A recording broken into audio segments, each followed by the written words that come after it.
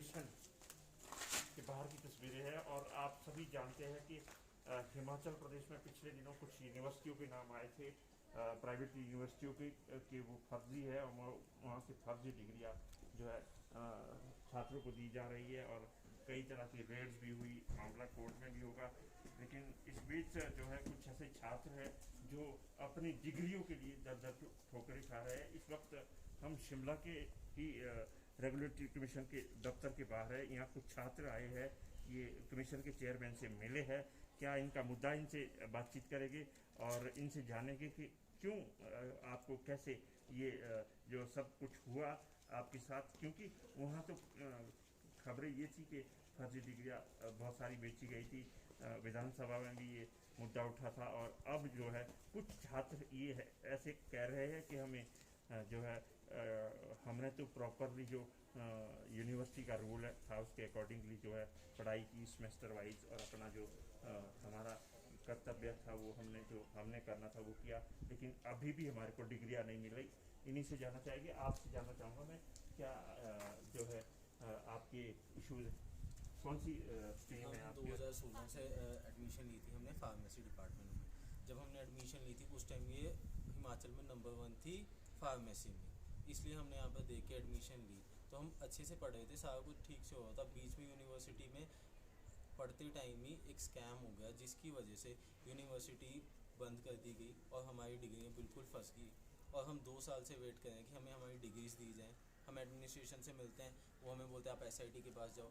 SIT को बोलते हैं, वो बोलते हैं आप यूनिवर्सिटी में जाओ। यूनिवर्सिटी में बोलते हैं आप यहाँ क्या करना है, आप शिमला घूम के आओ, घूम फिर के अपना घर चले जाओ। हम लोग बहुत दूर दूर से आए, मैं चंडीगढ़ से आया हूँ, ये आप मेरे साथ देख रहे हैं, ये मुंबई से आए हैं, और वो हमारे साथ वो नेपाल से आए हैं।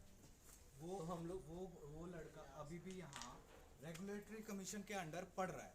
और अभी वो उससे पूछ लीजिए, तीन टीचर हैं, है कि नहीं? 3 टीचर उसे क्या पढ़ाएंगे? ना ही कुछ है, कुछ भी नहीं है। वाले बोलते हैं डाटा एसआईटी के पास है, एसआईटी वाले बोलते हैं यूनिवर्सिटी के पास है। अब हमारे को क्या पता किसके पास डाटा है क्या नहीं है? हमारे को हमारी डिग्री से मतलब है। हमारा बीच में 2 साल का गैप पड़ रहा है। कुछ लोग हैं लोन लेके पढ़ाई कर रहे हैं, उनके लोन जब बैंक ने स्टार्ट कर दिया, वो कहाँ से लोन भरेंगे? कोई हमारे को जॉब देने के लिए तैयार नहीं, क्योंकि हमारे पास ना डीएमसी है ना डिग्री है। हम क्या करें? ना हम आगे फर्दर स्टडीज़ कर सकते हैं, ना हम आगे अगर फॉरेन जाना चाहते हैं, कुछ भी नहीं कर सकते। हमने फार्मेसी किया है, हमें लाइसेंस नहीं मिल सकता। हम बस एक ऐसे बैठे हैं कि बेरोजगार बस दिहाड़ी लगा लें। कितने हो गए आप ऐसे स्टूडेंट जो फार्मा के भी है, और दूसरे कितने स्टूडेंट हैं? हम ऑलमोस्ट 400 से 500 स्टूडेंट्स। तो 60 सीट जो थी हमारे फार्मा में थी, जिसमें 60 बच्चे तो जेन्युइन है ही हैं और उन्होंने हमारे साथ क्लासेस लगाई हैं। अब वो बच्चे यहाँ पे कुछ ही बच्चे आ पाए हैं, इसलिए क्योंकि मैं खुद मुंबई से आया हूँ, 28 घंटे की ट्रैवल करके मैं ट्रेन में आया हूँ यहाँ पे। और हम ये सोच के आए हैं रेगुलेटरी कमीशन में कि यहाँ तक तो अभी शायद बात आई नहीं थी, हम लेके आए हैं कि हमारा कुछ ना कुछ तो करना ही चाहिए। अगर हम यहाँ पे आए हैं, हमें इन्होंने बोला है कि हम परसों मीटिंग करेंगे। हम चाहते हैं कि जल्दी से जल्दी हमारे लिए कुछ ना कुछ हो, क्योंकि मैं 4 साल बी फार्मा का कोर्स होता है, हमारे 6 साल हो गए। मेरे पेरेंट्स लोग पूछ रहे हैं कि तुमने बी फार्म किया है या फिर कहीं पैसे उड़ा के आ गए हो। हमारे पेरेंट्स लोग बोल रहे हैं कि कहाँ गए तुम्हारे, मतलब डिग्री कहाँ गई, तुम दिखाओ मैं डिग्री कहाँ गई।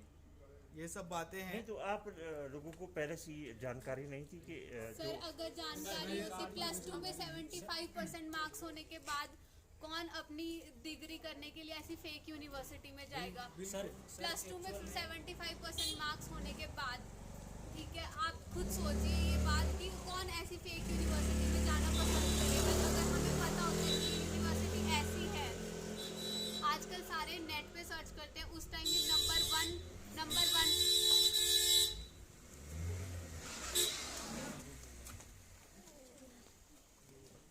जी आप बोलते रहिए, कोई और आप बोल। सर एक्चुअल में देखिए, मैं नेपाल से हूँ। अगर हमें पता होता कि यहाँ पे ऐसा स्कैम है तो हम आते क्यों?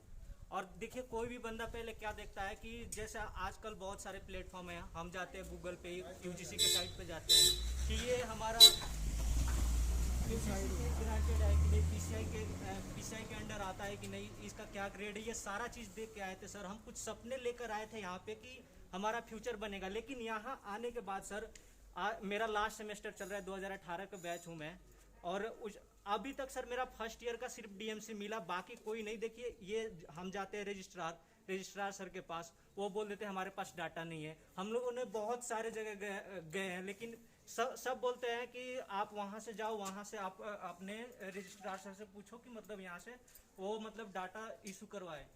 और देखिए सर हम अपने डिपार्टमेंट भी गए थे, डिपार्टमेंट से भी पता चला कि कभी वो ना आके पूछे नहीं कि यहाँ से मतलब आप डाटा दो। डाटा क्यों नहीं होगा सर, हम सेशनल दिए, अपना फाइनल दिए, हमारे पास सब चीज़ है।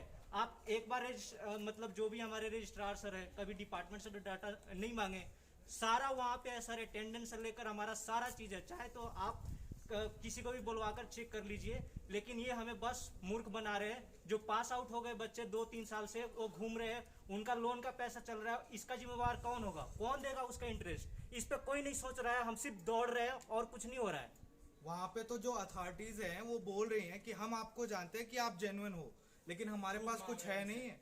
आप क्या प्रूफ से हम आपको बता दें कि आप प्रूफ दो कि आप जेन्युइन हो। सर वहाँ पे 4 सालों में नैक की इंस्पेक्शन हुई है, किसी टीम की इंस्पेक्शन हुई है, वहाँ पे A+ ग्रेड दिया गया है, कैसे दे दिया?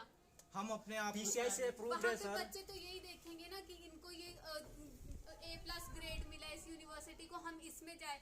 हर कोई बेस्ट यूनिवर्सिटी में जाना चाहता है, ऐसी फेक यूनिवर्सिटी में कोई नहीं जाना चाहता।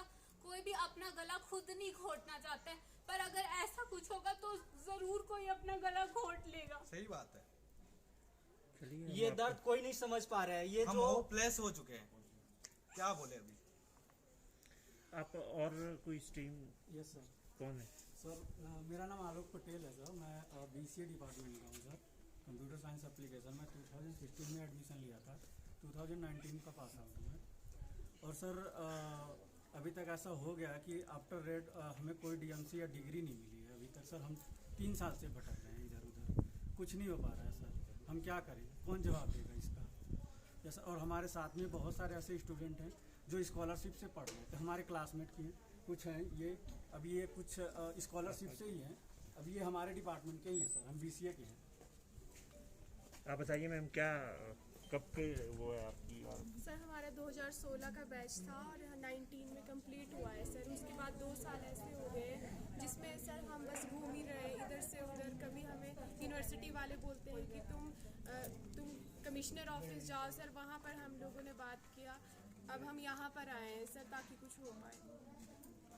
नहीं तो आप लोगों स्कॉलरशिप का सर हमारा था, स्कॉलरशिप भी हमारी 1 ईयर की आई है, उसके बाद स्कॉलरशिप भी नहीं आई है सर। ने